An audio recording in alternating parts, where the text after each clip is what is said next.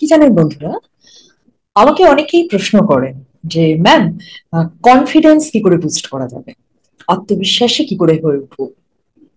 তো আমি আজকে আমার আলোচনায় সেই বিষয় সম্পর্কে আলোচনা করব এবং কিভাবে আত্মবিশ্বাসী হয়ে ওঠা যায় সেই জিনিস সম্পর্কেও যেমন বলবো, তেমনি একটা অত্যন্ত সুন্দর মেন্টাল এক্সারসাইজ আপনাদের সঙ্গে শেয়ার করব, যার দ্বারা সাবকনসিয়াস লেভেলে আপনারা কিন্তু কনফিডেন্স অনুভব করতে পারবেন।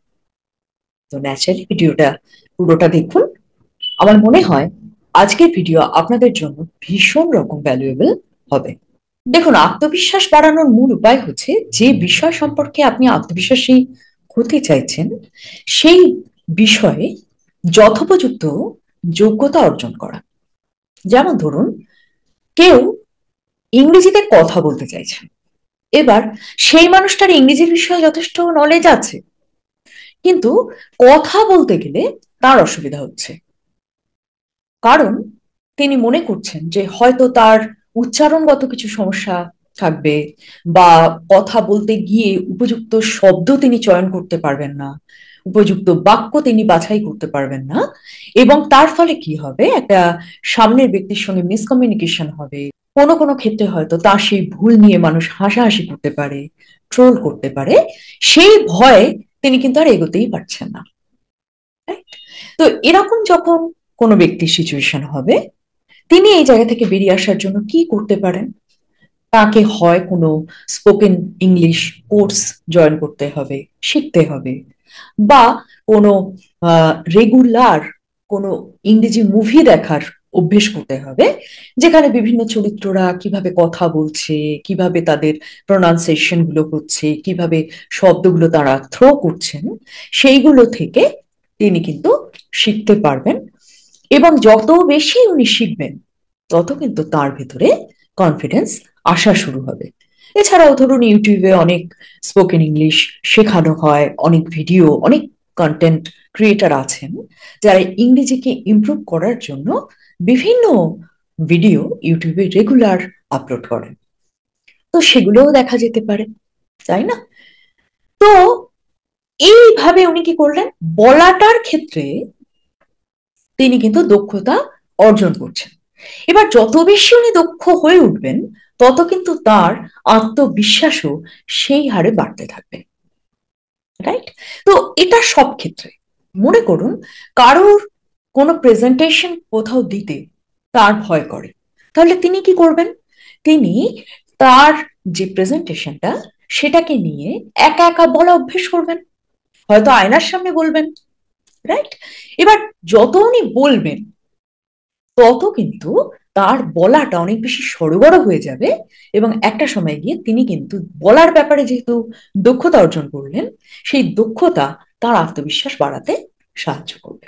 আত্মবিশ্বাস বাড়ানোর আরেকটা উপায় হলো, যে বিষয় নিয়ে আপনি আত্মবিশ্বাসী হতে চাইছেন সেই বিষয় সম্পর্কে যারা জানেন তাদের সাথে নিয়মিত যোগাযোগ করা, তাদের সাথে সেই বিষয়টা সম্পর্কে আলোচনা করা, তারা কতটা জানেন, আপনি কতটা জানেন, সেটাকে নিয়ে নিয়মিত একটা আলাপ আলোচনার জায়গা তৈরি করা।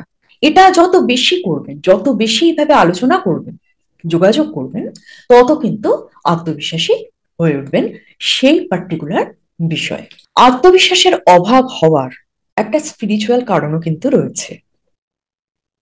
আপনারা বিভিন্ন স্ক্রিপচার বা বিভিন্ন স্পিরিচুয়াল পার্সন যারা বিভিন্ন রকম আধ্যাত্মিক কথাবার্তা বলেন, তাদের আলোচনায় শুনে থাকবেন যে আমাদের মেরুদণ্ডে বেশ কিছু চক্র রয়েছে: মূলাধার, স্বাধিষ্ঠান, মণিপুর, অনাহত, বিশুদ্ধ চক্র এবং আহ আজ্ঞা চক্র রয়েছে।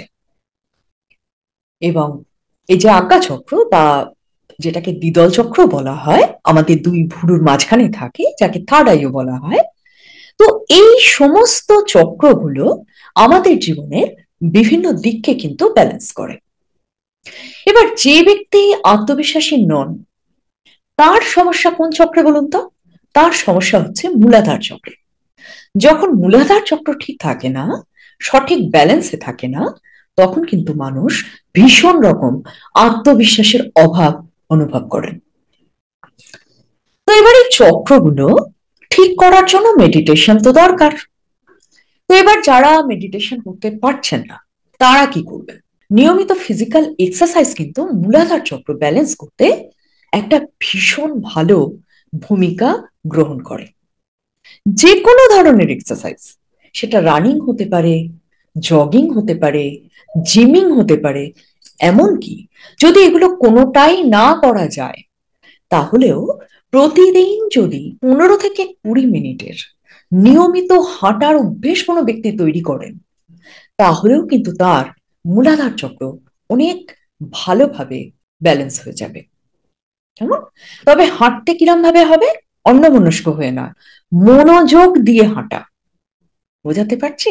মানে হাঁটাটাকে এনজয় করতে করতে হাঁটা, রাইট?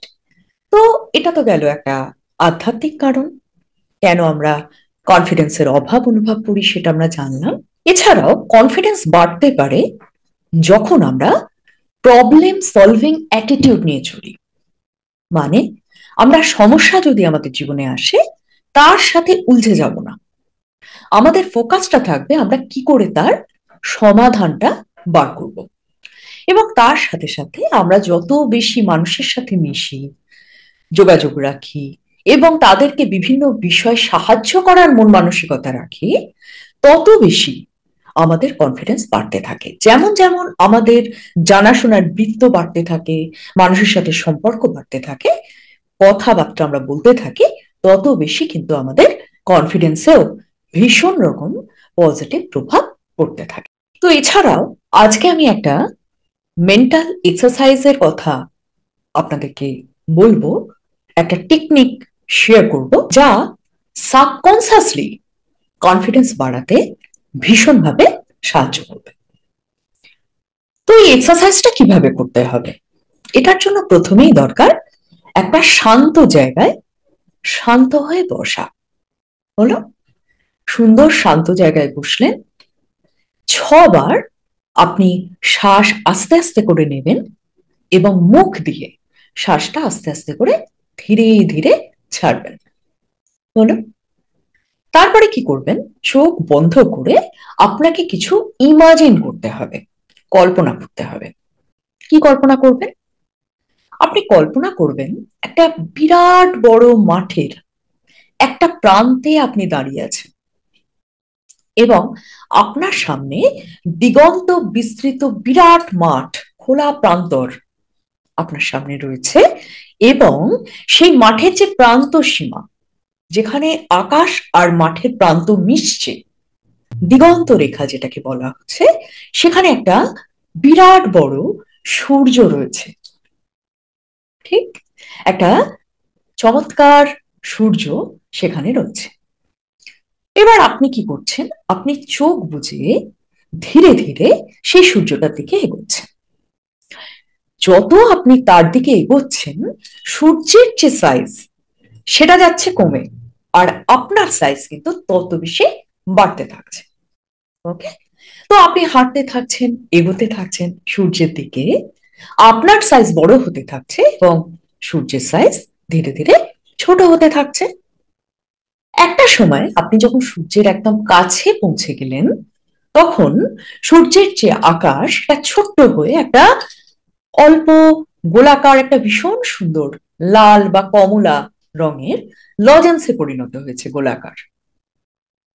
আপনি নিচু হলেন, সেই লজেন্সটা তুললেন এবং মুখে ভরে দিলেন। এই পুরো ব্যাপারটাই কিন্তু আপনি কল্পনা করছেন, রাইট? এবার যেই মুহূর্তে আপনি ওই লজেন্সটাকে মুখে ভরে দিলেন, সাথে সাথে আপনার মধ্যে একটা এনার্জি ব্লাস্ট হবে। আপনি অনেক বেশি এনার্জেটিক ফিল করবেন, অনেক বেশি কনফিডেন্ট আপনার মধ্যে আপনি অনুভব করবেন। এবার ওই যে এনার্জি, ওই যে কনফিডেন্সটা আপনি অনুভব করছেন, সেটাকে চোখ বুজে আপনাকে কিন্তু ফিল করতে হবে। ওকে? খুব ইজি একটা এক্সারসাইজ, এটা করা এমন কিছু ব্যাপার নয়।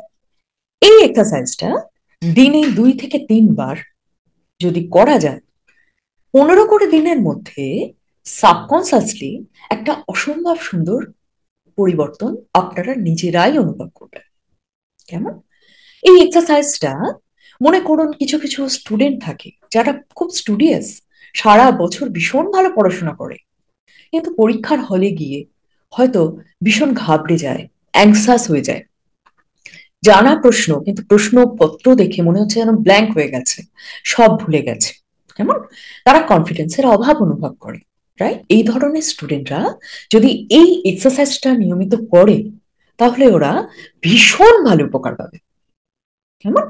তো এরকম ধরনের অনেক মানুষ আছেন যারা কনফিডেন্সের অভাব অনুভব করেন, তাদের জন্য সাবকনসিয়াসলি কাজ করার ক্ষেত্রে এই টেকনিকটা কিন্তু ভীষণ ভীষণ উপযোগী। তো বন্ধুরা, কেমন লাগলো ভিডিওটা অবশ্যই আমাকে জানাবেন। আর আপনাদের যারা প্রিয়জন আছেন, স্বজন সুজন, বন্ধুজন, আত্মীয়, পরিবার, তাদের মধ্যে কারোর যদি কনফিডেন্সের সমস্যা হয় তাদেরকে কিন্তু অবশ্যই ভিডিওটা শেয়ার করতে ভুলবেন না। আমাকে কমেন্ট করে জানাবেন ভিডিওটা কেমন লাগলো। আর এছাড়াও নতুন যে বন্ধু প্রথম এলেন আমার চ্যানেলে, আমার ভিডিওটা দেখলেন, অনুরোধ করব সাবস্ক্রাইব করে আমার সঙ্গে থাকার। তাহলে সবাই ভালো থাকুন, সুস্থ থাকুন, আনন্দে থাকুন, আলোয় থাকুন, আমার প্রতিটি বন্ধু সব সময় সপরিবারে। নমস্কার, টাটা।